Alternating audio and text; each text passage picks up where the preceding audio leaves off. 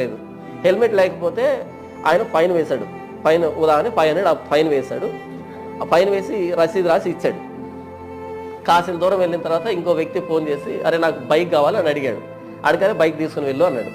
ఆ బైక్ ఇచ్చినప్పుడు ఈ వ్యక్తి ఏం చేశాడు అంటే పోలీసులు పట్టుకుంటున్నారు, ఇప్పుడే అన్న పట్టుకున్నారు, హెల్మెట్కి ఫైన్ వేశాడని చెప్పి ఇదిగో ఈ రసీదు నీ జేబులో పెట్టుకో అన్నాడు.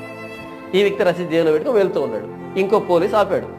ఆపగానే ఆ వ్యక్తికి తన జేబులో ఉన్నటువంటి రసీదు చూపించగానే 24 అవర్స్ చూపించగానే వదిలిపెట్టేస్తాడు. ఇంత కట్టింది ఎవరు ఇక్కడ? మొదటి వ్యక్తి కట్టాడు. కానీ ఈ రసీదు 24 అవర్స్ ఎవరు చూపించినా సరే ఇక ఫైన్ వేరు.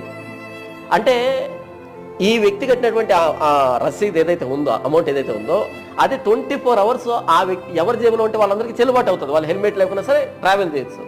అలాగే ప్రభువైన యేసుక్రీస్తారు నా పాపాల కోసం ప్రాణం పెట్టాడు. కాబట్టి యేసు ప్రభువుని నేను అంగీకరించడం ద్వారా ఆయన నా పాపాల కోసం శిలువలో